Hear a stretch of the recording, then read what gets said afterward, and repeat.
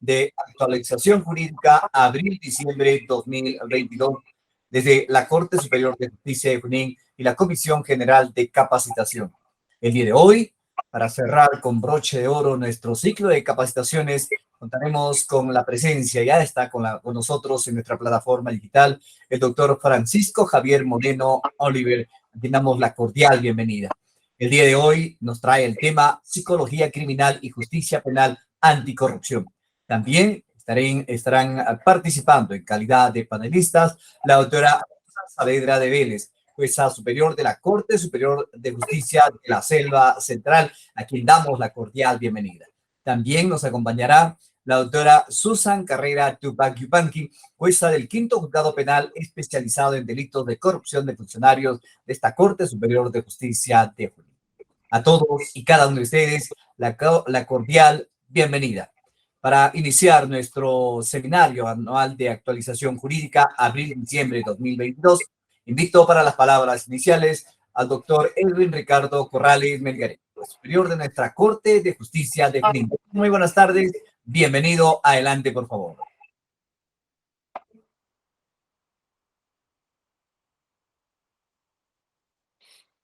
Doctor Ricardo.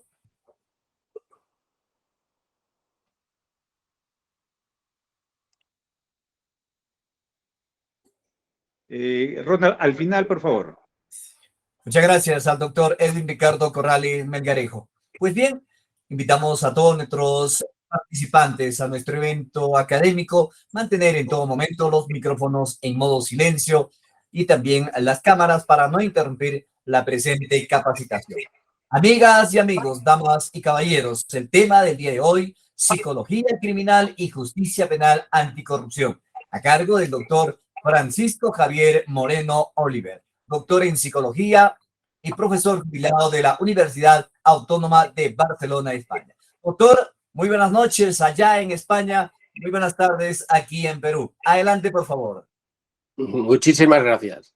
Voy a poner el PowerPoint y ya a partir de aquí inicio la exposición.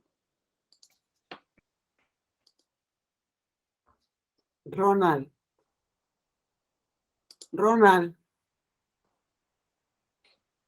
Adelante, doctora. Tendría que comenzar con la presentación del doctor.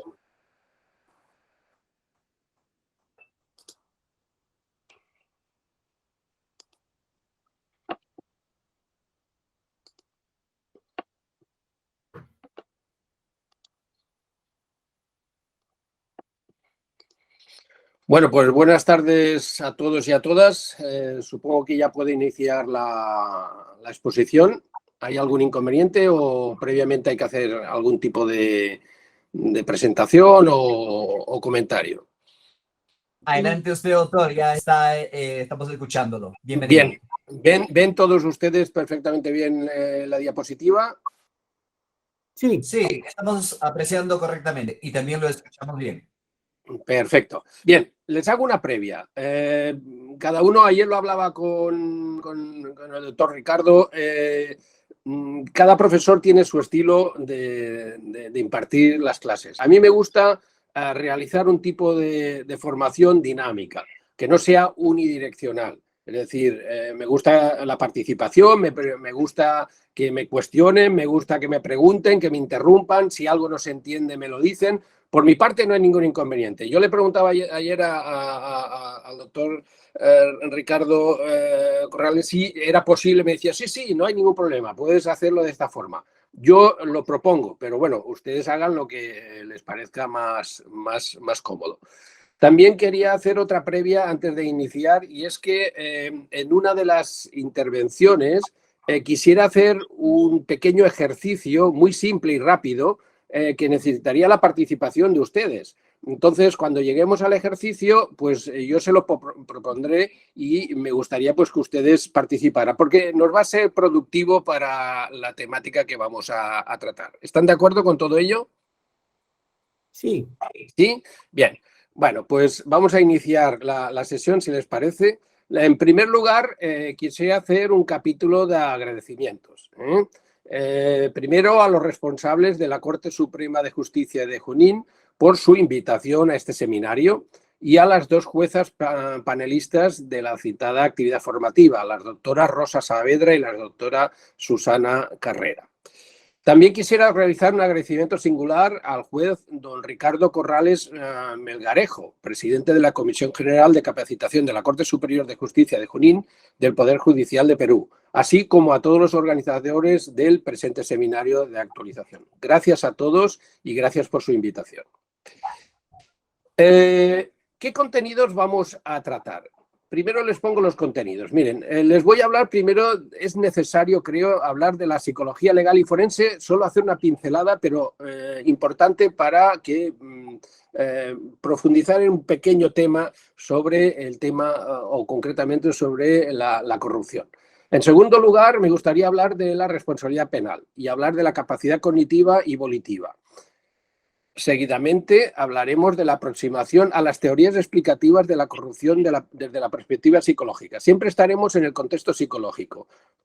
Intentaré no entrar ni en el ámbito criminológico ni evidentemente en el jurídico, que no es el mío.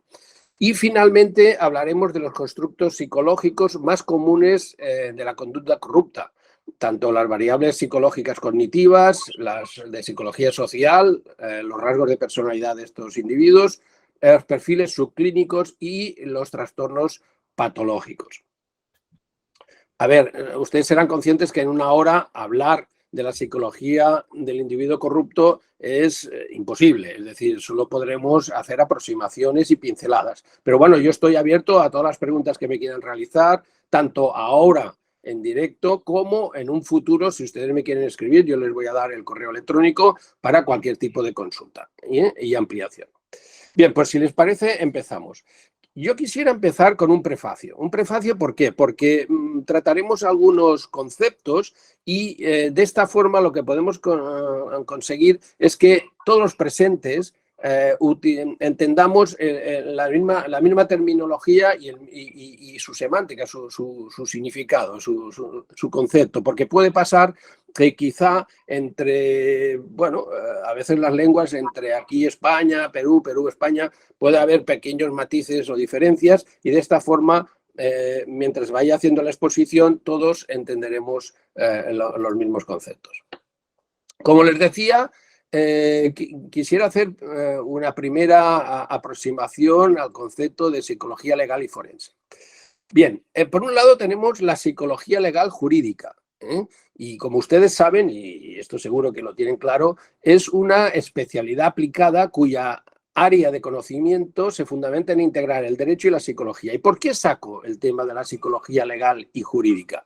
Hablo de ello porque en materia de psicología de la corrupción, a pesar de que se ha escrito y hay un libro que, bueno, hay varios, concretamente uno, pero vamos, varias obras que hablan sobre ese tipo de psicología de la corrupción, falta aún un estudio más profundo, falta más profundidad en ese tipo de temática.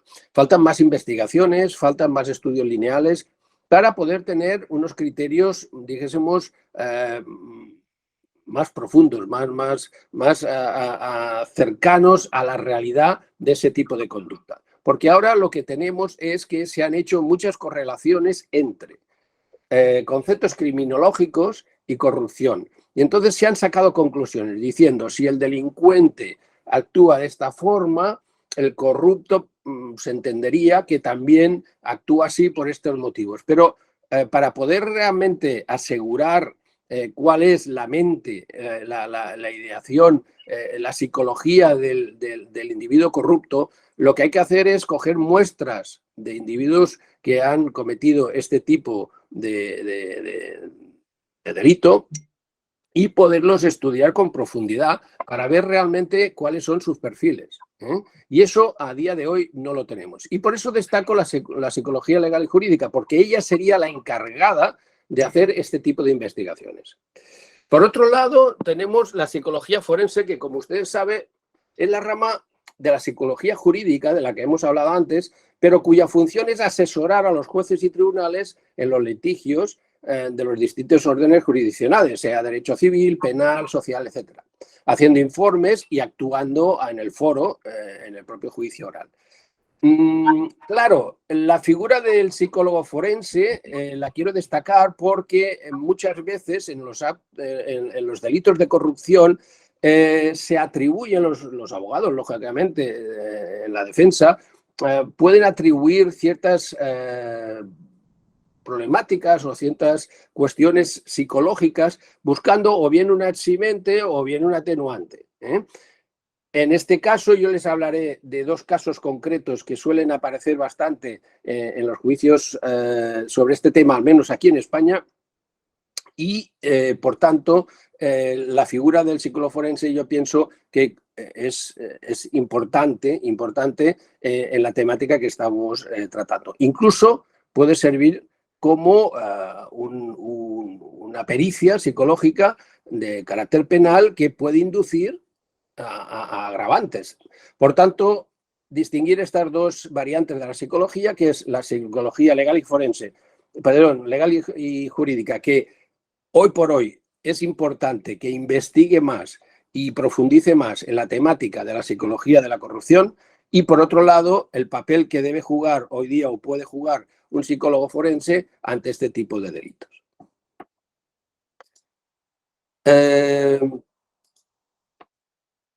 Ahora vamos a hablar de dentro de este prefacio, de otro tema importante que ustedes ya conocen, que es la responsabilidad penal. Es decir, cuando tenemos un individuo que ha cometido un delito de corrupción, la primera cosa que hay que dilucidar, es decir, la primera cosa que tenemos que tener muy claro todos, tanto jueces como fiscales, como abogados, todos los agentes participantes, es si el acto le pertenece.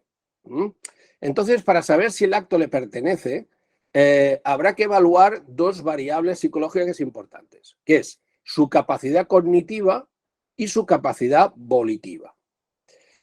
Vamos a ver la capacidad cognitiva, como ustedes saben, es el saber lo que está haciendo, es decir, el individuo sabe lo que está haciendo, y la capacidad volitiva es si su voluntad está afectada, si lo quiere hacer. Aquí tenemos dos variables, saber lo que hago y querer hacerlo. Entonces, ya como premisa, muy probablemente ustedes deben pensar que, bueno, hombre, lógicamente el individuo corrupto, y si sobre todo pensamos en el perfil político, sabe perfectamente lo que está haciendo y lo quiere hacer. Pero vamos a ver si es al 100% así.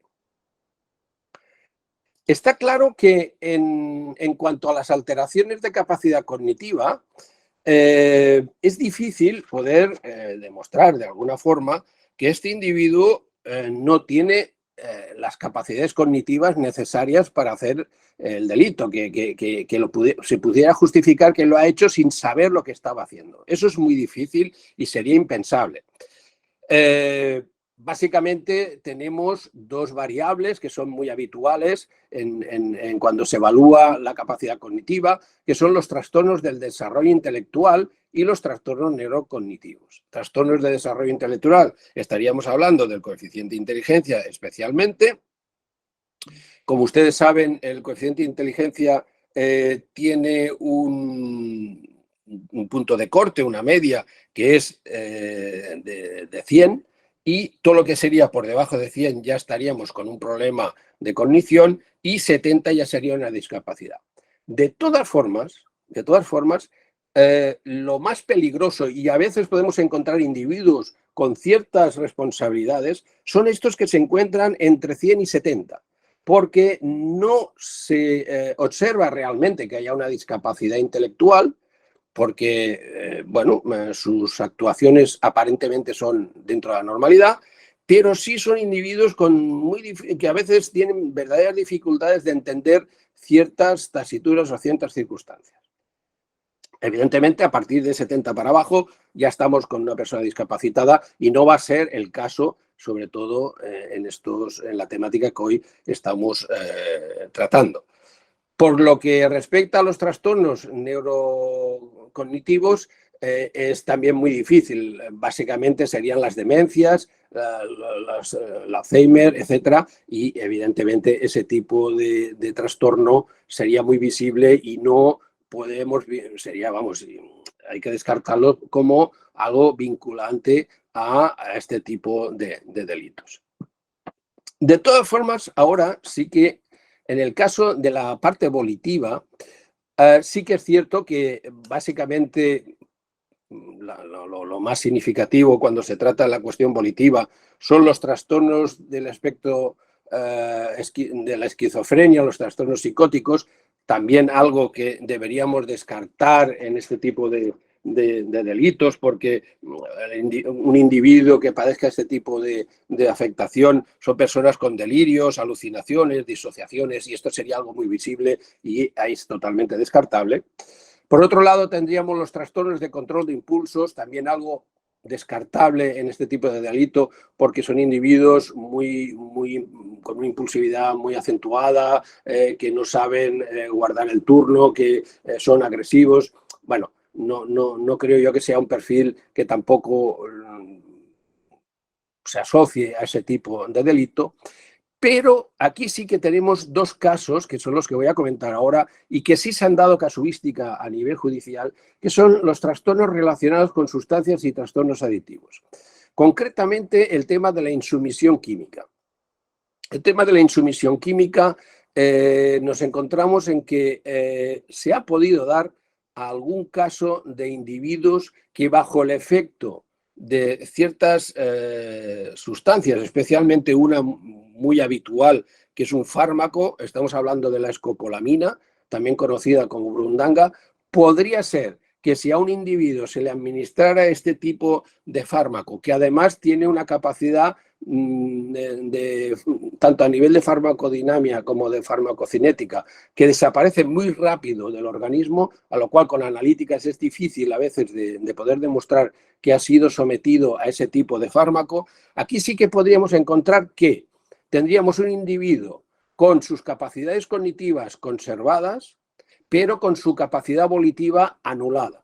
Entonces, ese individuo sí que se le podría pedir, un individuo que estuviera bajo el efecto de esa droga, pues firme este documento, autorice algo ilegal o haga cierta acción. Bueno, sería una posibilidad que yo expongo aquí porque a veces se ha puesto como argumento. Y luego otro tema que podría también afectar la parte volitiva sería los trastornos de ansiedad. Y dentro de los trastornos de ansiedad, lo que definimos los psicólogos como miedo insuperable, es decir, un miedo insuperable. En estos casos, a veces también se han dado circunstancias de personas que han sido amenazadas porque a lo mejor han secuestrado o amenazado a su familia, a su propia vida, o son extorsionados. Entonces, ante el miedo insuperable a algo, también se podría dar que ese individuo tomara o realizara algún tipo de acción que pudiera ser considerada corrupta, en el sentido de que, evidentemente lo que ha realizado es ilegal, pero lo ha realizado en contra de su voluntad, como lo sería la persona que está bajo los efectos de una insumisión química que lo ha realizado en contra de su voluntad. ¿De acuerdo? Por tanto, en la parte volitiva sí que tenemos dos casos que hay que tener presente y que se tienen evidentemente que demostrar, pero que podrían ser posibles. Hasta aquí vamos bien, se va entendiendo todo. ¿Están ustedes al corriente de todo? Sí, doctor. Sí, vamos bien. Bien, si hay alguna cosa que no se entiende, porque muy probablemente igual lo explico yo mal, o tal, por favor, me detienen, me cuestionan, me preguntan. Vamos a estar interactivos. No creo que es lo que puede ser más productivo para todos. Bueno, seguimos. Bien, ahora vamos a hablar de un tema que es la percepción. ¿Y por qué quiero hablar de la percepción? Porque miren, la percepción es el eje central que regula todas nuestras acciones. Es decir, la percepción, como está aquí expuesto, es una conducta psicológica compleja por la que el individuo organiza sus sensaciones y su toma de conciencia de lo real. Es decir, que la percepción que tenemos nosotros de nuestro entorno es lo que hace que tomemos nuestras decisiones. Eso es muy importante. Y aquí sí que juega un papel muy importante, y luego lo verán, es la percepción en el ámbito de la corrupción. Porque depende cómo yo perciba una realidad determinada, podré actuar de una manera o de otra. Bueno, ahora hemos llegado a ese punto que les anunciaba anteriormente, de que me gustaría que participaran en un pequeño ejercicio. ¿Están de acuerdo en participar en ese ejercicio? No es nada, ¿cómo les diría yo? Que vaya a delatar nada, ni ninguna prueba psicológica. Sería más algo que se aproxima a un ejercicio lúdico que otra cosa, pero nos va a servir, nos va a servir. Entonces, ¿están de acuerdo ustedes en participar en este ejercicio que voy a exponer ahora? Sí. ¿Sí? Sí, doctor. ¿Sí, todos? Venga, a ver si unos cuantos participan. Sí que le pediría al doctor Ricardo si es tan amable de recogerme la información que vaya apareciendo para hacer una pequeñísima estadística, de así pasado por encima, para poder luego comentarlo. ¿Sí, Ricardo, de acuerdo? Ricardo, no sé si me está oyendo. Bueno, empezamos. A ver si, o si no, entre todos lo haremos. Miren esta figura. Y yo les pregunto, ¿esta figura cuántos triángulos tienen? Vayan diciendo, yo iré anotando. No tengan miedo, no pasa nada. No tiene ninguna consecuencia. Sean valientes y digan lo que les parezca, da igual.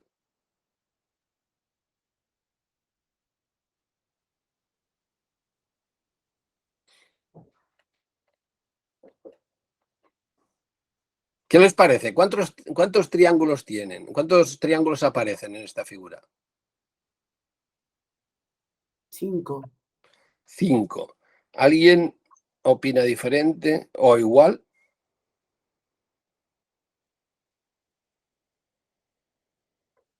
8.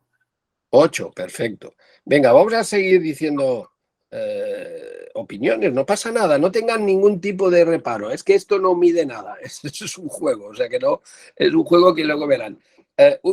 Una de las participantes ha dicho 5, otra persona ha dicho 8, vayan diciendo, no hace falta ni que se identifiquen, ustedes digan lo que ven. ¿Cuántos triángulos ven en esta figura? Venga, anímense.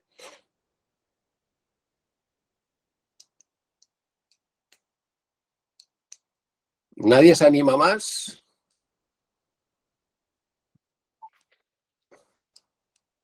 Solo he oído voces femeninas. Venga, los señores también tienen que participar. Venga, digan cuántos triángulos ven aquí.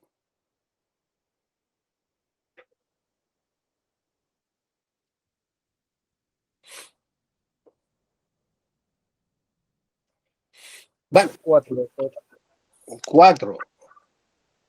¿Alguien más quiere dar una opinión?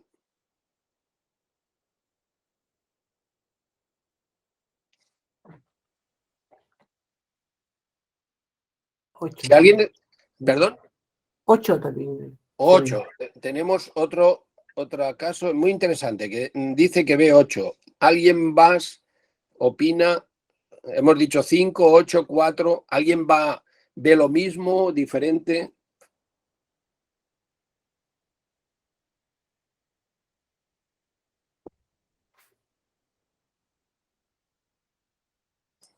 Venga, la última opinión, porque vamos con el tiempo controlado. Una participación más, por favor.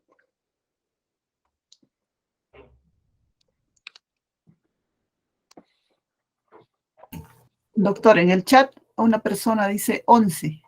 11, vale. Es que yo no lo veo el chat. 11, perfecto. Vamos a dejarlo aquí porque ya les doy las gracias, primero, por haber participado. A los que han sido muy bien, muchas gracias. Y fíjense la reflexión que ahora les voy a hacer. Miren, en esta figura, exactamente no hay ningún triángulo. Aquí ustedes lo que ven es un ángulo. Aquí en España esto le llamamos comecoco. No sé ustedes, de unas maquinitas de juego que había antiguamente, un comecoco, otro triángulo, otro comecoco, otro triángulo y otro comecoco. O sea, Triángulo aquí no hay ninguno. No pasa nada, eso es percepción, es lo que yo les quería demostrar. Fíjense, han participado 4 personas. De las 4, todos han visto la misma figura. Uno ha visto 5, otro ha visto 8. Perdón, 5 personas han participado. Una persona ha visto 5 triángulos, 2 personas han visto 8, otra ha visto 4 y otra ha visto 11. Fíjense cómo juega la percepción en nuestra mente. Es decir, viendo todos lo mismo, la misma figura, no todo el mundo ha percibido lo mismo. Eso es muy importante. E incluso les hago una reflexión. Imagínense que esto fuera una votación de algo muy trascendente. Hubiera ganado el grupo, las 2 personas, si eso fuera un grupo, habrían ganado las personas que han dicho 8. ¿Sí? Sobre el resto de participantes. En cambio, la realidad objetiva es que aquí no hay ningún triángulo. Simplemente he hecho este pequeño ejercicio y lo hago mucho en la facultad con mis estudiantes para que reflexionemos de que la percepción es la personal, que cada uno percibe según su realidad, no la realidad que existe. Y que es necesario, tampoco podemos estar dudando de todo, pero que la percepción es el elemento clave de todas nuestras decisiones. Incluso si aquí se tratara de una decisión mancomunada, hubieran ganado los que han decidido o han visto o han percibido 8 triángulos. Hubieran ganado y esta hubiera sido incluso la sentencia, por decir de alguna forma. Y fíjense que en la figura no hay ningún triángulo. ¿Algún comentario que quieran hacer al respecto?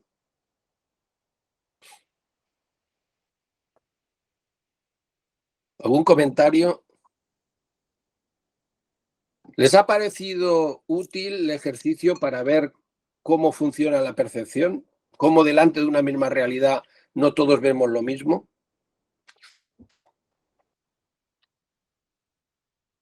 Bueno, luego en todo caso lo comentamos. Seguimos. Bien, y otro concepto que quisiera trabajar como previa es el concepto corrupción. Quizá la definición más breve y yo creo que bastante entendedora de corrupción es la que les he puesto aquí. Abajo tienen la fuente, en cada diapositiva tienen la fuente de donde se ha extraído la información, que dice que es el abuso de un poder encomendado para beneficio personal. Pero también es verdad que en el ámbito de la corrupción, los estudios que se han realizado demuestran de que depende del fenómeno social, de los valores y normas y reglas de cada cultura, la corrupción es percibida de una manera o de otra, o incluso no se consideran ciertas conductas corrupción. Por tanto, no podemos hablar de una corrupción generalizada en todas las culturas, sino cada cultura en función de sus valores y en cada grupo en función de sus valores, la corrupción toma significado o no. Bien, ahora hecho este prefacio que yo pienso que valía la pena para situarnos, vamos a hacer una aproximación a las teorías explicativas de la corrupción desde la perspectiva puramente psicológica. Bien, la primera es la teoría del aprendizaje. Vamos a ver, para ser corrupto se tienen que dar 2 condiciones. Saber qué hay que hacer y saber cómo hacerlo. Es decir, si yo quiero hacer determinadas acciones donde quisiera desviar dinero o quiero ser sobornado o para luego hacer una dávila, un favor a alguien o facilitar algo, todo esto requiere un aprendizaje, no es innato, el individuo no nace sabiendo cómo debe ser corrupto. Y para que este elemento de aprendizaje se dé, también hay 2 caminos. Uno, que es que los individuos corruptos aprenden a través de la transmisión de otros corruptos, es decir, hay una interacción interpersonal entre la persona que va a actuar como corrupto y otros que ya lo son, que le enseñan el cómo hacerlo y lo que debe saber, o bien individuos que lo que hacen es un aprendizaje vicario, es decir, ellos por su propia iniciativa observan, buscan información y bueno, pues observan a individuos que ya practican la corrupción, se informan, buscan informaciones de cómo, si hay lagunas legales o no con las que pueden actuar y tal, y al final, bueno, llegan a ese cómo saber hacer y cómo hacerlo, ¿de acuerdo? Eso sería la teoría del aprendizaje versus al tema de la corrupción. Luego tenemos la teoría de la anomia. La anomia concretamente es la carencia de normas sociales o su degradación. Es individuos que la norma social realmente no está impregnada en su forma de hacer. En definitiva, el individuo que actúa de forma corrupta por un fenómeno de anomia es un individuo que desea poseer más dinero y poder, y que ese deseo no sabe cómo satisfacerlo porque no cree o piensa o no tiene los medios necesarios. Entonces lo que hace es proceder o involucrarse en prácticas ilegales. Es decir, yo quiero esto, yo no me veo capaz de conseguirlo, pues busco una vía ilegal que me permita tener lo que deseo. Esto sería la teoría de la anomia. Lo digo porque también pienso que judicialmente es importante entender la conducta corrupta, porque en función de cómo se haya ido produciendo, también entenderemos, bueno, qué tipo de individuo tenemos delante y cuáles son sus circunstancias. Otra teoría es la teoría del control social. La teoría del control social nos dice lo siguiente. Primero, fíjense que ya utilizo ahora ya el término percepción. Son individuos, las personas corruptas explicadas desde esta teoría, son individuos que no tienen percepción de control, ni interno ni externo. ¿Qué significa? Que su percepción es que ni el propio organismo para el que trabaja les controla, ni de forma externa, es decir, entidades ajenas, tampoco le controlan. Lo cual llega a la conclusión, concretamente a la percepción, de que lo puede hacer. No hay ningún problema. A mí nadie me controla, yo lo tengo todo controlado, a mí no me controlan, pues yo puedo hacer esta acción corrupta. La segunda cosa es que son individuos que no han internalizado las normas sociales éticas. Por tanto, no hay inhibición moral. Es decir, como yo no tengo... estaríamos hablando de personas nihilistas, personas que no creen en nada, que les da igual los valores, las creencias religiosas, las creencias sociales, son nihilistas. Por tanto, no hay inhibición moral, no hay nada que te frene a hacer algo ilegal. Luego, ellos son también individuos que piensan que el fin justifica los medios. Lo importante, ¿qué es? Lo importante es la meta. Yo quiero esto. Punto. Eso es lo importante. Y como lo que quiero es esto, pues yo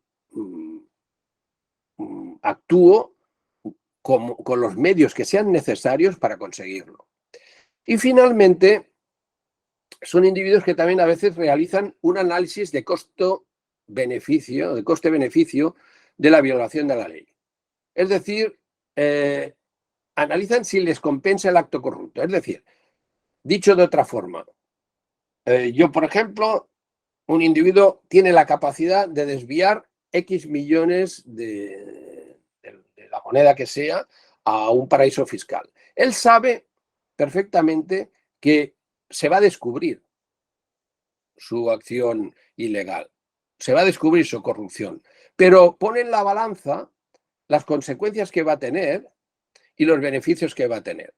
Y bueno, dice, bueno, voy a tener a lo mejor una semana de pena de telediario, de la televisión, que hablará a mí, los medios de comunicación. Entre juicios ya veremos qué pasa, si, bueno, iremos alargando. Luego igual la sentencia que me cae no es alta y cuando yo salga de prisión, yo sé que tengo un capital importante con un testaferro, en un paraíso fiscal, en un lugar donde cuando todo el mundo se olvide de mí, cuando yo ya no sea noticia, cuando yo ya he pasado al olvido, yo tendré unos beneficios de los que podré disfrutar junto a mi familia, buscando evidentemente estrategias jurídicas, económicas y tal, para que nunca me puedan asociar con ese dinero. Por tanto, esta es la teoría del control social. Nadie me controla, ni dentro ni fuera. Me da igual los códigos morales, esto no me influye, no me generan malestar. Cualquier método sirve mientras yo consiga lo que quiero y luego valoro el costo-beneficio y si el beneficio va a ser superior al coste, pues yo hago la conducta delictiva. La teoría del etiquetado es un tema muy curioso. Uno es considerado corrupto cuando los demás lo consideran. Eso es importante. Lo etiquetan como tal. Cuidado con la teoría de la banalidad del mal. Hay gente, por ejemplo, nosotros aquí lo hemos vivido, no voy a decir nombres, pero lo hemos vivido en España y lo hemos vivido en Cataluña. Gente que se ha descubierto su conducta corrupta, pero oyes comentarios de, bueno, sí, ha metido mano en la caja, pero es que las cosas buenas que hizo son tantas que al fin y al cabo es más importante lo bueno que hizo que lo malo que ha hecho. Es decir, hay una justificación o lo ha hecho porque teorías de, bueno, incluso dichas por la misma persona, es que yo sí cogí dinero y lo mandé a un paraíso fiscal porque podía haberse dado una inseguridad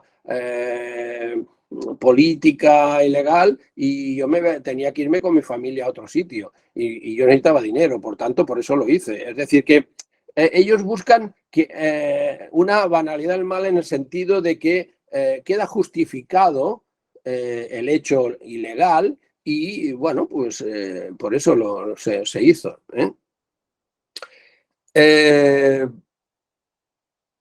Hay una frase que la he puesto aquí abajo, muy típica, menos aquí en España, que dice que el que roba a un ladrón tiene 100 años de perdón. Eso también es algo que ellos a veces, estos individuos, en la teoría del etiquetaje, utilizan. Dice, bueno, pero si al fin y al cabo yo a quien le estoy robando son a unos que me están robando a mí. ¿Entendéis? No voy a decir porque no quiero entrar en política, pero había una frase aquí en Cataluña muy común en ese sentido. Entonces, bien, eso es una frase que su origen, el que roba a un ladrón tiene 100 años de perdón, es de la novela La pícara Justina, donde aparece y desde ahí ha pasado al saber popular y la gente lo utiliza. Es decir, es como una banalidad del mal, es una justificación de que, bueno, al fin y al cabo yo estoy robando a otros que también están robando y por tanto aquí todos roban y yo también y ya está. Y no hay más problema moral. Incluso desde la calle, es decir, no solo ellos que piensen ello y su colectivo, sino incluso colectivos muy afines a estos individuos piensan de esta forma, los justifican, piensan que lo han hecho por un bien mayor. Luego tenemos la teoría de la oportunidad. La teoría de la oportunidad es una teoría criminológica, pero que también se da en estas circunstancias, y es que cuando se junta la motivación de algo más la oportunidad de poderlo hacer, se comete el delito. Entonces, ¿qué quiere decir? Que individuos motivados para el acto corrupto en el momento y la situación adecuada, se les abre la oportunidad y lo ven clarísimo. Hay que aprovechar las oportunidades. He puesto otra frase abajo donde dice la oportunidad se presenta tarde y se marcha pronto. Por tanto, tienen claro que si yo ahora voy a ocupar un cargo o voy a tener la oportunidad de un soborno, yo lo aprovecho ahora que lo tengo y luego más adelante ya veremos. Las oportunidades no se desprecian, las oportunidades se aprovechan. Ese es el pensamiento que tienen estos individuos. Entonces, volvemos a decir, la motivación más la percepción, otra vez, fíjense que aparece el concepto percepción de oportunidad. Yo pienso que esa oportunidad ahora está ahí y no hay que desaprovecharla, hace que este tipo de individuos cometan este tipo de delitos corruptos.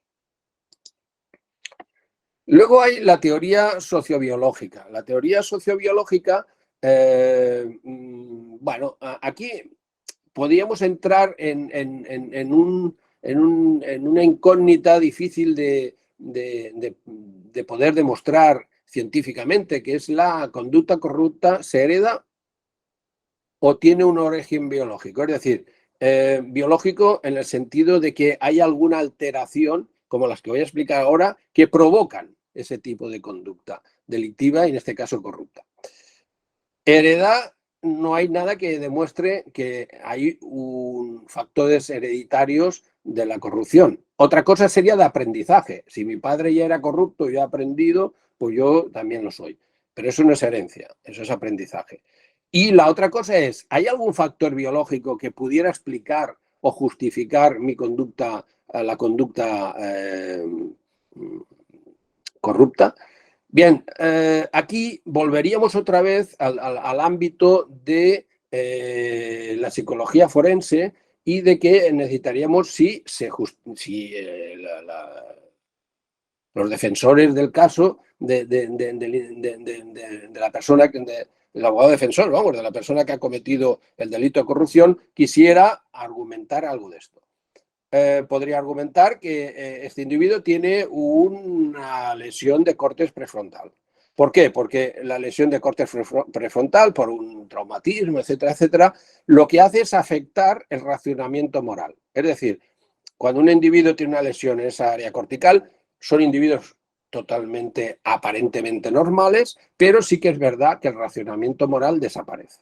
Entonces, podrían argumentar de, bueno, ha cometido un acto inmoral, pero es porque este pobre hombre en su día tuvo una lesión al lóbulo prefrontal, tiene una disfunción cerebral mínima cerebral que hace que, bueno, que no tenga moralidad. Podría argumentarse el tema del hipocampo. El hipocampo lo que hace es la inhibición de la conducta del miedo al castigo. Una persona que tuviera algún tipo de lesión, tumoración, etcétera, en el hipocampo, sería una persona sin miedo al castigo. Por tanto, la base jurídica positivista de que si tú haces algo yo te castigo y lo ven los demás y eso inhibe la conducta, en este caso no se daría. Sería un individuo que se podría argumentar de que como no tenía miedo a las consecuencias del acto penal que está realizando, porque tenía una lesión en el hipocampo, pues lo ha hecho. Bien. Otro argumento, todos esos son argumentos muy débiles, pero bueno, ahí están y yo creo que hay que comentarlos. Sería el tema de la amígdala, que la amígdala lo que hace es procesar las emociones de los individuos. Lo mismo, volvemos a hablar, si la amígdala estuviera afectada, pues esas emociones que deberían provocar e inhibir conductas de tipo antisocial, pues no se darían. No habría empatía, no habría ningún tipo de vergüenza, no habría ningún tipo de sentimiento negativo por lo que se está haciendo y quedaría justificado. Luego tenemos el tema cuerpo calloso, que es lo que permite pasar información de los dos hemisferios cerebrales y diríamos que depende del hemisferio que quedará más afectado por el cuerpo calloso, podría predominar la emoción por encima de la razón o la razón por encima de la emoción. Entonces, bueno, si la emoción manda más que la razón, porque el cuerpo calloso no permite equilibrar, hacer una homeostasis entre los dos hemisferios, pues también podría ser un argumento que se podría exponer ante un caso de corrupción. Y finalmente, a nivel genético, lo que pasa que estas dos teorías yo personalmente creo que es que no tendrían mucha base, pero bueno, sería la trisomía XY y la alteración del gen de la monoamina oxidasa tipo A. Son dos variables, una genética, la otra bioquímica, que podrían también justificarse como elementos que pueden explicar por qué el individuo ha delinquido, ha hecho un acto corrupto, pero es que no lo ha hecho porque quería, sino ha sido porque tenía un problema genético, un problema bioquímico, y todo eso, bueno, buscando siempre pues un atenuante o no podríamos hablar quizá del simiente, pero bueno, a ver si con eso se justifica algo. ¿De acuerdo? Bueno, y entonces ya nos vamos a la teoría del psicoanalítica. Voy a ir rápido porque nos quedan, creo, no más de 10 minutos. La teoría psicoanalítica, Freud nos decía que nosotros tenemos el ello, que son las pulsiones, todo aquello que deseamos, la parte más animal, por decirlo de alguna forma, el superyo, que es la instancia moral. El superior se genera a través de los aprendizajes, los códigos morales, los códigos éticos, todo lo que vamos recibiendo en nuestro proceso de socialización. Y luego hay el yo, que es como un mediador, ¿no? Entre las pulsiones. Yo puedo tener la pulsión, yo qué sé, paso por delante de una tienda y veo algo que me gusta y tengo la pulsión de que yo quiero esto. Pero mi superior me dice, no, tú eso no lo puedes coger, si lo quieres lo tienes que pagar. Entonces aquí hay una lucha y quien media es el yo. Esto sería muy de forma muy, como diría yo, sencilla, primaria. Eso es mucho más profundo de lo que acabo de explicar, pero para que nos entendamos. El ello son las pulsiones, el superyo es la instancia moral y los aprendizajes, y el yo el mediador. ¿Qué sucede cuando un individuo tiene un ello más fuerte que el superyo? Pues que es más predispuesto a hacer conductas como las de corrupción. Porque yo quiero esto, pero mi superior no me frena. El caballo va hacia adelante, pero las riendas no frenan. Entonces, ahí es donde la teoría psicoanalítica puede explicar un poco ese tipo de delito fundamental en la corrupción. Y además, dentro del psicoanálisis estarían los mecanismos de defensa, que son de afrontamiento del conflicto. Es decir, que normalmente estos individuos, cuando se les descubre, utilizan toda una carga importante de mecanismos de defensa, de negación, de fantasía, de racionalización, de proyección, bueno, en fin, para justificar y no tener el conflicto interno de lo que han cometido. Eso sería, pero sobre todo vamos a quedarnos en esto, entre las pulsiones y el ello y el superyo. Cuando uno es más potente el ello que el superyo, que son lo que debería inhibirnos, para la conducta corrupta es más probable. Pero eso no significa nada. Eso simplemente quiere decir que tenemos un individuo pobre en valores y pobre en conocimientos. Vamos a ver ya los constructos psicológicos más comunes en la conducta corrupta. Vamos a ver. Desde la psicología cognitiva. Estamos hablando del proceso de información para la toma de decisiones. Es decir, yo tomo decisiones en función de la información que tengo. En primer lugar, tenemos la percepción del estatus. Fíjense que vuelvo a sacar el concepto percepción, que será mi percepción, la percepción que tenemos cada uno, la que teníamos delante de los triángulos. Esa percepción es la que juega aquí. El individuo percibe que tiene un estatus social, que tiene poder. Cuando yo percibo, o un individuo percibe que tiene poder, el riesgo disminuye para él. Es decir, tiene una segunda percepción sobre el riesgo, que es que si yo tengo poder, tengo control. Por tanto, si tengo control, el riesgo se minimiza. Tercera variable que nos explicaría la psicología cognitiva, la percepción del beneficio personal. Yo tengo una percepción de que si hago el acto corrupto, yo voy a tener un beneficio. Por tanto, tengo poder, hay bajo riesgo, la conducta corrupta me genera un beneficio personal. Por otro lado, desde la perspectiva de la psicología cognitiva, los efectos emocionales juegan un papel importante, que es la aversión a la pérdida. Yo no soy un perdedor, yo soy un ganador. Y como soy un ganador y no soy un perdedor, no me puedo permitir perder. Por tanto, hacia adelante con el tema. Tengo poder, tengo control, tengo ganas de tener más dinero, más beneficio personal, y yo no soy un perdedor. Lucho. Y finalmente la narrativa de la racionalización, que es que lo que estoy haciendo es legítimo. Es legítimo y entonces ellos buscan cualquier justificación e incluso distorsionada para ya completar el paquete. Percibo que tengo poder, percibo que tengo control, por tanto no hay riesgo, percibo que voy a sacar un beneficio, percibo que soy un ganador y no me puedo permitir el hecho de perder, y lo que estoy haciendo lo hago porque es que, pues, como decíamos antes, el que roba a un ladrón tiene 100 años de perdón, o otros tipos de justificaciones que puedo hacer. Por ejemplo, pensar que yo, con el cargo que tengo, debería estar remunerado 5 veces más. Pues no, solo me dan esto. Pues yo, oye, está justificado de que actúe de forma corrupta. La psicología social nos dice otras teorías interesantes. Primero, nos habla de la ética de la organización. Es decir, el líder, muy importante. El líder es crucial en las instituciones, porque si el líder es corrupto, las instituciones se vuelven corruptas. Esto así lo explica la psicología social. Por tanto, es clave quién es el líder de la institución.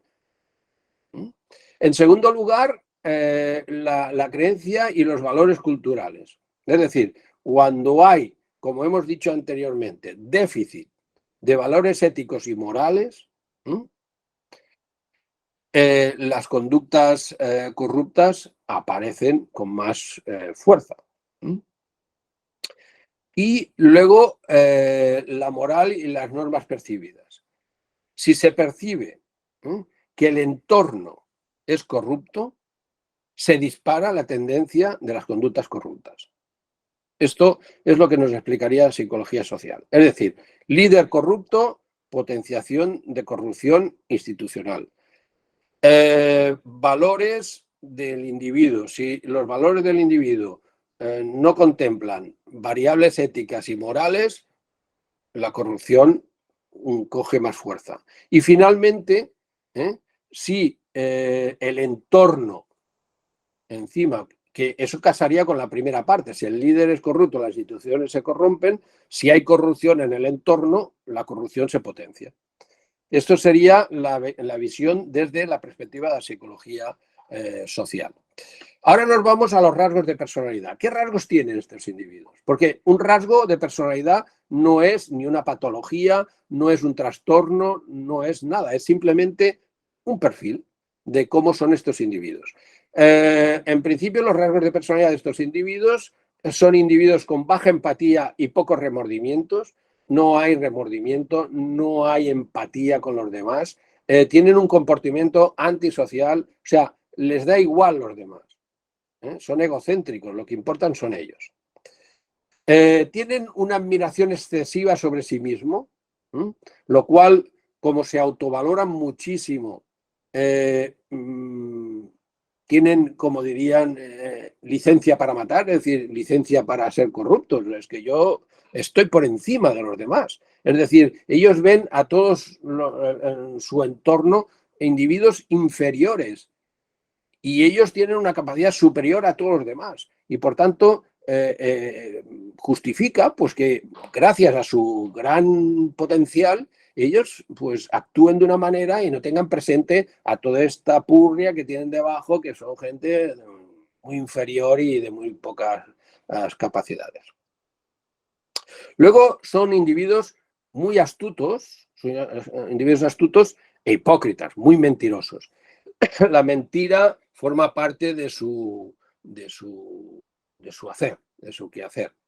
Aunque haya quien justifique que la mentira es una herramienta de la revolución, bueno, podemos ahí hablar de lo que se quiera, pero en definitiva son individuos que mienten sistemáticamente y son astutos, eso sí que hay que reconocerlo. Buscan siempre lagunas legales, buscan oportunidades, buscan contactos, buscan fórmulas y ellos van realizando toda su actuación.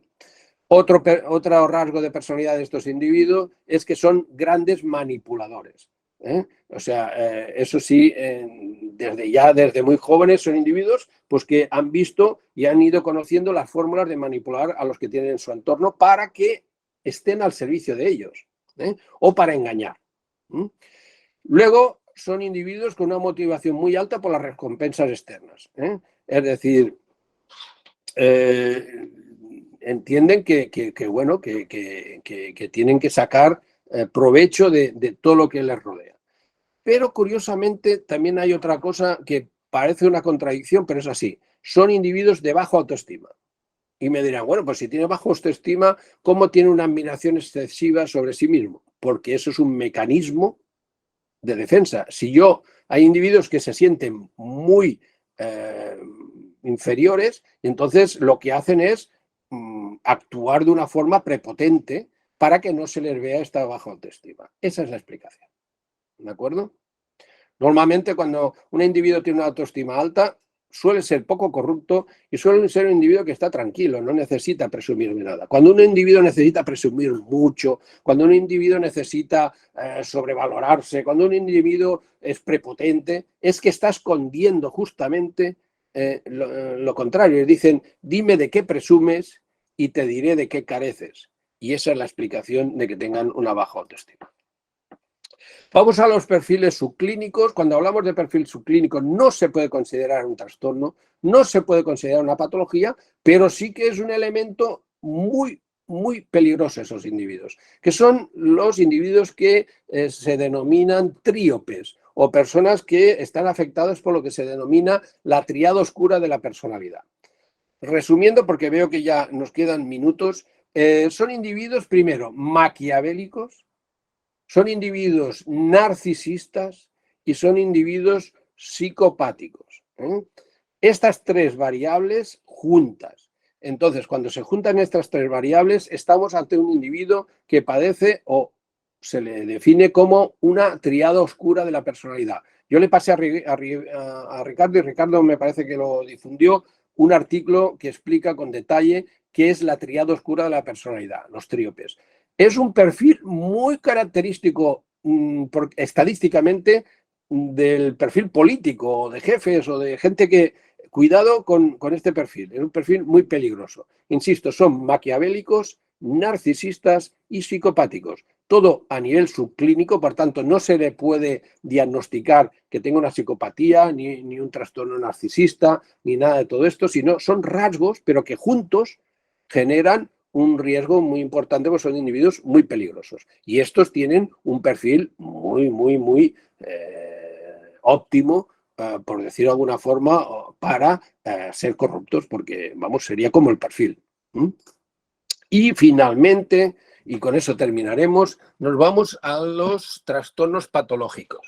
No estaríamos en condición de decir que hay un trastorno mental específico para la corrupción. Eso sería un error, Si en algo nos tenemos que acercar, sería en el trastorno disocial de personalidad. Su código es el F60.2 de la CIE-10, pero cogido con pinzas, cogido con pinzas. Habría quien podría argumentar esto, pero cogido con pinzas. Sí que es verdad que Teodoro Milon habla de un perfil que es el psicópata codicioso. Cuando describe los 9 subtipos de psicópatas, habla del psicópata codicioso. Bien, eso es una teoría de este psicólogo, prestigioso psicólogo, pero bueno, ellos, según explica Milon, parten de la base que el psicópata codicioso es un individuo que siente que la vida no le ha dado lo que merece, cree que otros han recibido más que ellos y, por tanto, ellos mismos se recompensan. Y no hay remordimiento. Eso sería un poco el perfil de Milon. Pero bueno, con este perfil es una teoría, no podríamos justificar nada a nivel pericial. Eso sería para entender más o menos un perfil, pero no hay base. Y tampoco podemos hablar de que haya un trastorno mental patológico, una psicopatología que pudiera explicar la conducta corrupta. Hasta el momento. Aquí tienen la bibliografía de todo lo expuesto Les doy muchísimas gracias por su atención. Mis datos de contacto también los tienen aquí a su disposición. Pueden escribirme, contactar siempre que lo necesiten y lo deseen. Les atenderé con mucho gusto. Y bueno, hasta aquí termina la exposición, no tenemos más tiempo. Incluso me he pasado, creo, algún minuto. Y ahora ya pues seguimos con la parte final del debate.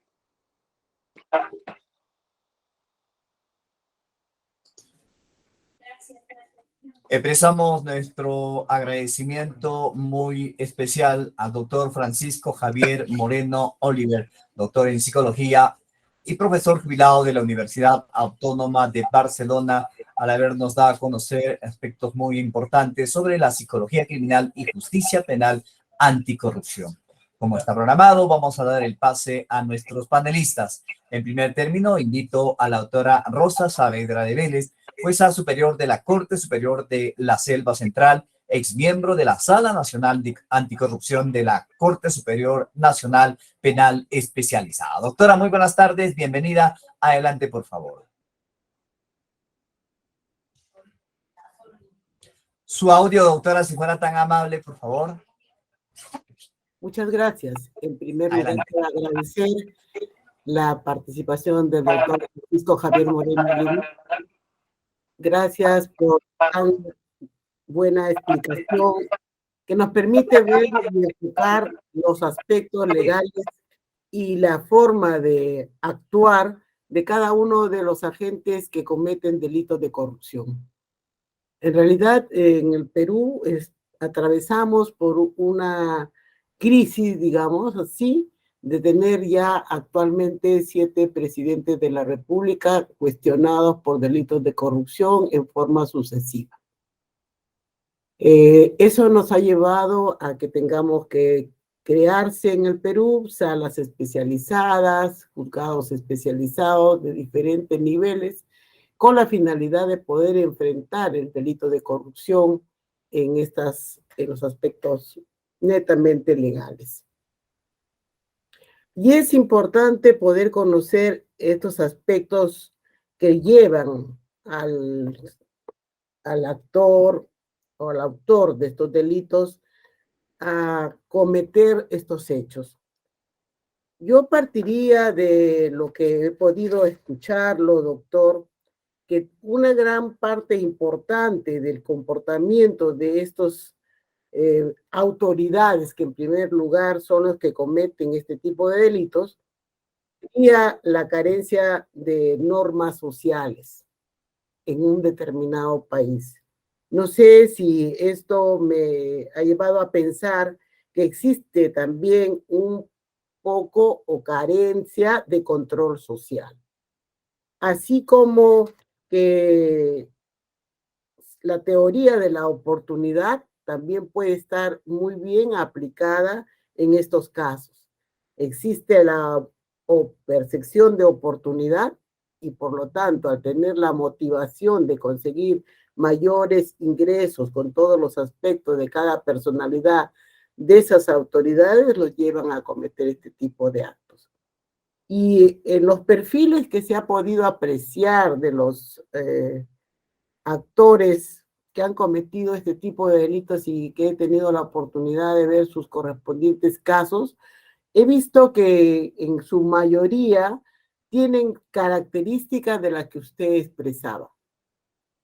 Son egocéntricos, son personas muy carismáticas, que incluso arrastran masas y que son capaces de no tener ningún tipo de valor hacia lo que significa causar un mal hacia el otro.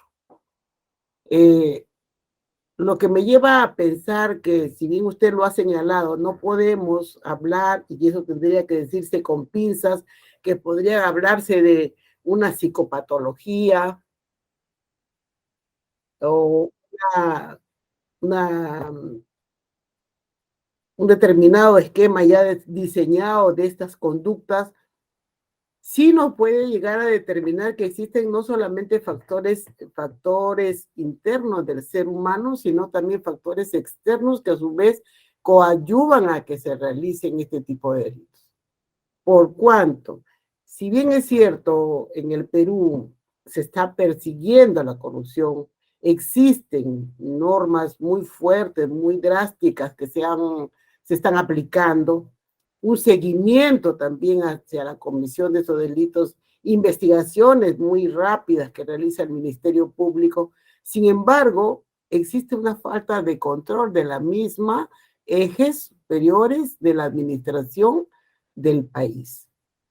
Es decir, no existe un control en las llamadas licitaciones, en los llamados contratos nacionales e internacionales que se puedan realizar. Y eso lleva a que exista el medio necesario para poder caer en esos esquemas de corrupción. Yo quisiera poderlo escuchar, si usted pudiera ampliarnos algo más relacionado, doctor, con este aspecto de la motivación y la percepción de oportunidad, que nos permitiría poder nosotros también acercarnos mucho más a poder comprender el porqué de la comisión de tantos delitos de corrupción en este país. Muchas gracias, doctor. Agradecemos en esta tarde muy especial a la doctora Rosa Saavedra de Vélez su participación. Ahora invitamos para su participación a la doctora Susan Carrera Tupac Yupanqui, jueza del Quinto Juzgado Penal especializado en delitos de corrupción de funcionarios de la Corte Superior de Justicia de Junín. Doctora, muy buenas tardes, bienvenida. Adelante, por favor. Gracias, Ronald. Muy buenas tardes. Buenas tardes, doctor Moreno. Agradecerle por haber aceptado la invitación y compartir con nosotros sus conocimientos en esta área, ¿no? Que en verdad, a veces en los delitos comunes, como usted indicaba, existen algunas experiencias psicológicas más en la parte de la parte agraviada, ¿no? Y en lo que es en el imputado o el acusado, y como usted resaltaba, en relación a la atenuación, ¿no? Para que buscar la atenuación de la responsabilidad o eximir de responsabilidad. Disculpe, doctorita Saavedra, también buenas tardes con usted, gusto de verla después de tiempo, que usted, por lo menos por este medio, ¿no? Por medio de la plataforma virtual ahora en esta capacitación, un gusto verla y compartir en este momento este curso. Esta capacitación que todos necesitamos siempre es indispensable, pues estar constantemente en capacitación y esta materia que nos ha traído ahora, o esta temática, el doctor Moreno, en verdad nos hace, tiene bastante relación, ¿no? Porque justo hablaba sobre la determinación de una responsabilidad penal que nosotros como jueces y los abogados que hacen la defensa, los fiscales que acusan, ¿no? Ven esa parte también en un momento sobre la capacidad cognitiva y volitiva del acusado, ¿no? Y nosotros lo conocemos como el aspecto del dolo, ¿no? Porque esos delitos de corrupción de funcionarios en su mayoría son delitos dolosos. O sea, hay una voluntad, hay un conocimiento primero del funcionario público, ¿no? Conocimiento de lo que está haciendo, qué deberes funcionales tiene que cumplir dentro de una institución pública, para qué él ha sido elegido, ¿no? Hay una percepción de que, como se resaltaba, ¿no? A veces aprovechar de ese poder, pero se elige a un funcionario público, se le da la oportunidad de representar a la población con otra finalidad, ¿no? De prestar un servicio, de hacer obras en favor de la comunidad, no aprovecharse del mismo. Lamentablemente, en nuestro país, en Perú, vemos esa costumbre o esa mala costumbre de ocupar un cargo público y no cumplir con las funciones que tienen en favor de la comunidad, en favor del servicio al cual él está representando. Entonces, esta parte de la psicología, conforme nos ha explicado el doctor Moreno, ¿no? Hay bastante teorías que explican, ¿no? Y nosotros como abogados vemos el aspecto jurídico, vemos que haya infracciones de funciones de los funcionarios públicos, pero en Perú aún no tenemos ese aspecto de pericias psicológicas que hayan deducido en un juicio penal contra un funcionario público. No, yo en mi experiencia que tengo a nivel, la doctora Saavedra pues ha visto casos emblemáticos, casos a nivel nacional, ¿no? Casos de mayor magnitud. Yo, en cambio, estoy en un distrito judicial en Junín, donde veo casos de corrupción de funcionarios de municipalidades pequeñas, ¿no? Municipalidades distritales, de comunidades pequeñas, que pese a ello, a tener presupuestos mínimos, que tienen que ser en favor de su comunidad, aprovechan esa situación del poder como alcalde, como gerentes, como administrador de una obra, qué sé yo, y sacar provecho, beneficio personal, lamentablemente, ¿no? Y eso es lo que se ve, ¿no? Y saben lo que están haciendo, ¿no? Saben qué funciones tienen, pero aún así tienen ese conocimiento, esa voluntad y esperan que no se les descubra, ¿no? Pero entra hay una queja, una investigación, una denuncia, o tal vez por el control gubernamental que hace el Estado también a través de las OSIs, de los órganos de control interno, revisan los procesos de contratación que ha hecho esta municipalidad y encuentran irregularidades y lamentablemente llega a una investigación penal, a un juicio y hay que imponer una pena, ¿no? Entonces, mi pregunta sería, doctor Moreno, usted con su experiencia en esta área de la psicología criminal, si allá en España o en algún país en Europa ya se exige, ¿no?, que se emitan estas pericias psicológicas en los procesos de corrupción, ¿no?, en los procesos de criminalidad organizada, para determinar pues que este funcionario público está en toda su capacidad y cognitiva, volitiva, ¿no?, de realizar la función al cual ha sido elegido, y también determinar, ¿no?, aspectos que usted justo resaltaba, ¿no?, aspectos sobre si esta persona tiene internalizado la ética organizacional, sobre sus carencias tal vez de valores, y para poder tener un argumento de agravante, ¿no? Porque acá en el Perú no es un agravante, por ejemplo, estos hechos, ¿no? Aspectos, por eso es que tal vez no tenemos dentro de lo que es los peritajes, no se hace una pericia psicológica para determinar como agravante, imponer mayor pena, ¿no? Por eso mi pregunta va si es que allá en España o en otros países de Europa se hace esto, ¿no? Estas pericias psicológicas con la finalidad de imponer mayor sanción, ¿no? Para que sea más, para agravar, para que el fiscal solicite mayor pena y en esos delitos de corrupción específicamente y criminalidad organizada. Muchas gracias, doctor Moreno. Gracias. Vamos a invitar entonces al doctor Francisco Javier Moreno Oliver para que pueda contestar las inquietudes. Adelante, doctor. Bien, pues bueno, gracias por sus valoraciones, gracias por sus indicaciones, también muy ilustrativas. Y bueno, sobre la primera pregunta relacionada entre la motivación y la oportunidad, que me hacía la doctora Saavedra.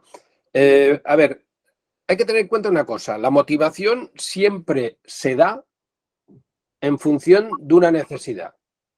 Es decir, nadie hace nada, nadie se motiva a levantarse a las 3 de la mañana un domingo que no tenga que ir a trabajar si no tiene la necesidad de levantarse. ¿De acuerdo? Por tanto, cuando hablamos de motivación, estamos hablando de necesidad. Entonces, esa necesidad irá en función también de las necesidades que un individuo se cree. Por ejemplo, necesidad de tener más poder, necesidad de tener más dinero, porque desea X. Esto sería un indicador de por qué se motivan. Luego vendría la parte de la oportunidad. Claro, la oportunidad se le ofrece el cargo, la oportunidad se le ofrece la circunstancia en que se encuentra. ¿Qué podemos hacer ante esto? Ante esto, lo único que podemos hacer son control. Control, primero, que la oportunidad no exista. Es decir, un individuo tenga capacidad de gestión, pero tenga que pasar por unas supervisiones escaladas para que yo, por ejemplo, para autorizar algo por mi cargo, primero tengo que pasar por unos filtros que al final me permiten, unos filtros de terceras personas me permiten llegar a esa autorización o me permiten llegar a ese dinero o me permite tal. Entonces, si hiciera esos filtros, si se crearan esos filtros, ya la sensación de oportunidad quedaría anulada, porque vería que no tengo la oportunidad. No tengo la oportunidad. Sí tengo la oportunidad de gestionar como gestor, pero es que ahí tengo unos filtros delante que si yo no paso estos filtros, mi decisión no se ejecuta.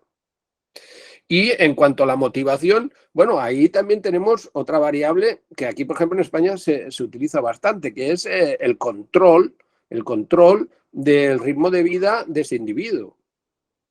Es decir, individuos que tenían un capital económico X y de repente empiezas a ver que su ritmo de vida va cogiendo un volumen que no es proporcional a sus ingresos y a su capacidad económica. Entonces, en definitiva, yo diría que la motivación, ya hemos dicho por qué se crea, por la necesidad de algo que yo percibo que quiero tener, y la oportunidad es porque veo que no existen filtros que a mí me limiten nada. Entonces, cuando estas dos variables se dan, pues se da la corrupción. Entonces, como solución que inhibiría o paralizaría esas percepciones, sobre todo de oportunidad, sería que los gestores que tienen capacidad para mover dinero o autorizar cosas que previamente han podido haber sobornos y tal, tuvieran que pasar unos filtros, que estos filtros no les permitiera ejecutar nada sin haberlos pasado. Eso sería así.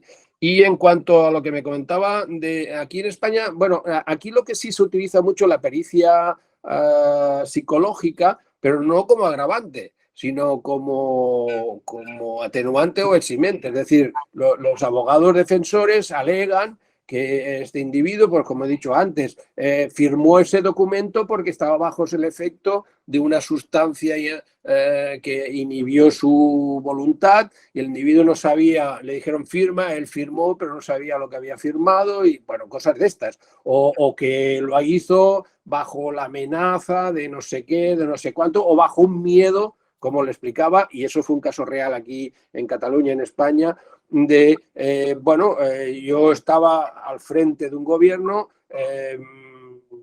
bueno, veníamos de una dictadura, bueno, todo esto son elucubraciones, ¿eh? Y yo tenía que tener dinero por si acaso había un giro político o social y yo tenía que huir con mi familia y poder subsanar mis necesidades fuera del país. Entonces, bueno, son estas argumentaciones de un miedo insuperable, de que se hizo bajo los efectos de un fármaco, la conducta delictiva, o bien, pues bueno, afectaciones, como he dicho antes, de tipo neurológico, de tipo, pues eso, tiene afectada el lóbulo prefrontal y la voluntad está alterada y como está alterada no se le puede atribuir voluntad a lo que hizo. Claro, pero todo eso se argumenta no como agravante, sino lo argumentan como elemento a ver si pueden conseguir que el juez se crea eso o le sensibilicen con eso y le puedan, como mínimo, atenuar la condena,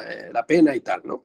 Eso sería, pero insisto, el individuo funcionario, el individuo corrupto, hoy por hoy no hay ninguna teoría científica que pueda avalar que dicho tipo de conducta se le puede atribuir a un trastorno mental de ningún tipo, ni a una alteración ni cognitiva ni volitiva.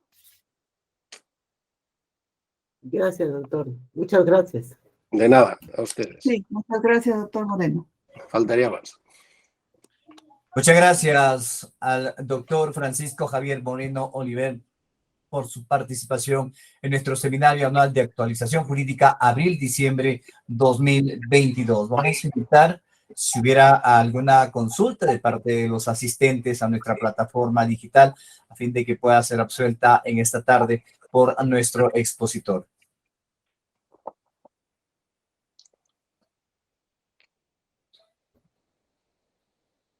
¿Sí? Al parecer no tenemos consulta. puede indicarle que puede levantar la mano. Por supuesto que sí, invitamos entonces si hubiera alguna consulta, levantando la mano para darle el pase correspondiente y de esa manera puedan realizar su consulta respectiva en esta tarde de actividad académica. Al parecer no tenemos consulta alguna. Quiero invitar en este acto al doctor Edwin Ricardo Corrales Melgarejo, presidente de la Comisión de Capacitación de la Corte Superior de Justicia de Junín, para sus palabras en este día especial. Doctor Edwin Ricardo, muy buenas tardes, bienvenido. Adelante, por favor. Buenas tardes, profesor Francisco Javier, doctora Susan Carrera, doctora Rosa Saavedra. Definitivamente su participación ha esclarecido, ha permitido comprender mejor la problemática que atraviesa el país, como muy bien señaló la doctora Rosa Saavedra, de consecutivos, inclusive presidentes de la República, que están pues con estas acusaciones comprendidas en investigaciones de delitos de corrupción, de organización criminal.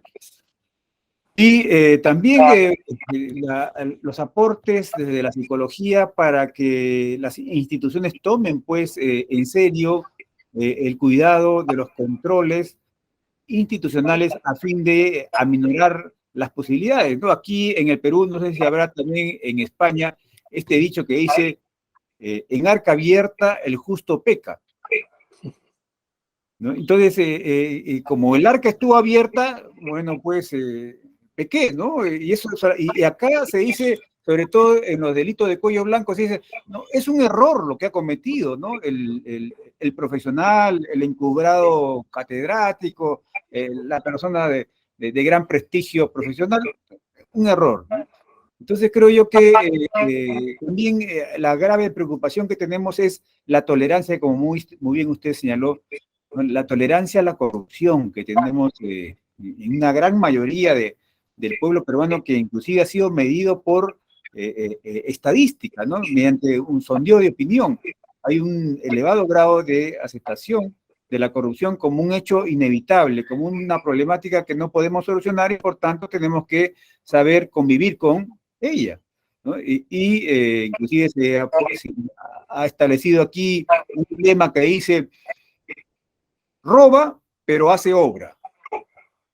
Entonces, creo que todo esto hace de que, como bien también señaló la doctora Saavedra, ¿no? Hay factores internos de personalidad, de psicopatologías, pero también hay un ambiente externo que, si es que es propicia para la corrupción, esta florece. En cambio, si es que combatimos desde afuera y también desde adentro, ¿no? La lucha contra ese caballo desbocado que es el ello, muy bien podemos pues ir avanzando, tener un avance de civilización, ¿no? Que es lo que buscamos con estos esfuerzos de pedirle a la psicología que nos dé pues recursos, fundamentos, argumentos para enfrentar mejor este fenómeno de la corrupción, en la cual todos estamos comprometidos en su lucha. Inclusive aquí el Tribunal Constitucional de Perú ha establecido que la lucha contra la corrupción es un principio constitucional. Entonces creo que como ciudadanos y ciudadanas estamos pues en esa obligación. Muchas gracias nuevamente, doctor Francisco Javier Moreno, por su participación, a la doctora Susan Carrera y a la jueza superiora Rosa Saavedra por su participación.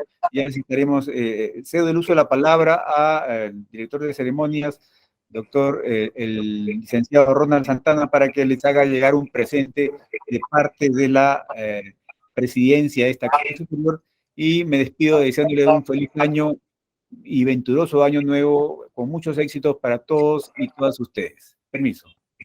Muchas gracias, feliz año. Un placer. Muchas gracias al doctor Edwin Ricardo Corrales Melgarejo. Nuestro agradecimiento muy especial el día de hoy, allá en horas de la noche en España, al doctor Francisco Javier Moreno Oliver, doctor en psicología, profesor de la Universidad Autónoma de Barcelona.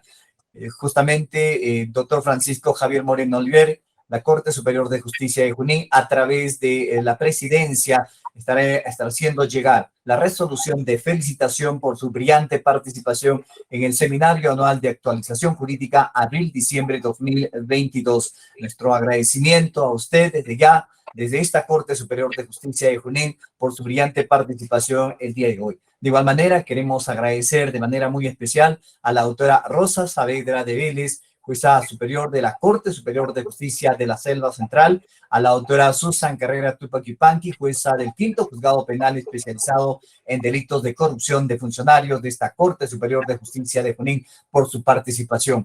A todos y cada uno de ustedes quienes se encuentran en nuestra plataforma digital, nuestro agradecimiento muy especial. De esta manera culminamos el ciclo de capacitaciones enero-abril 2022, que ha conglomerado a diversos expositores de diferentes países, quienes han volcado sus experiencias, sus conocimientos para todos los quienes participaron a través de nuestra plataforma digital y a través del Facebook Live.